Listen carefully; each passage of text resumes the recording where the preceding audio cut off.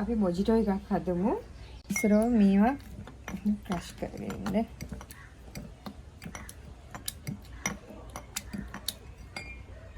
මුලින් මේම ක්‍රෂ් කරගෙන ඉන්න.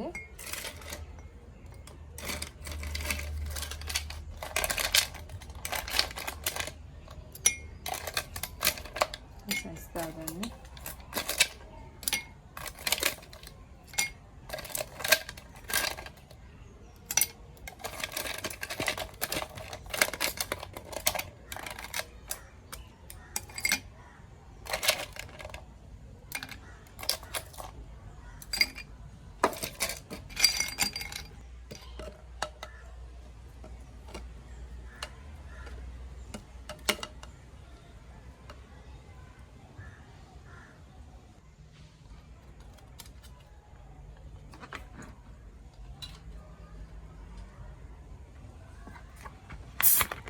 ඊට පස්සේ මේක ස්ප්‍රයිට් දාගන්න.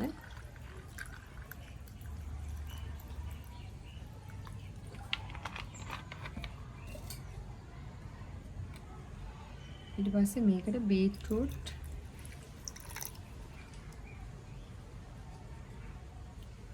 එක තමයි මම දාන්නේ මෙන්න මේ විදිහට. ඔයාලට පේනවා මේ මොජිටෝ එක මෙන්න මේ විදිහට තමයි මම හදන්නේ. ලෙමන් දාගෙන තියෙනවා, ස්ප්‍රයිට් දාලා තියෙනවා. ඊට පස්සේ බීට්රූට් තමයි මේ උඩට දාගෙන තියෙන්නේ. මෙන්න මේ වගේ මොජිටෝ ඔයාලට හදා ගන්න පුළුවන්. මේකට ස්ප්‍රයිට් දාලා තියෙන්නේ. මේකට ස්ප්‍රයිට් දාලා ඒක ලෙමන් දාලා තියෙන යටට මෙන්න මේ විදිහට හදා ගන්න.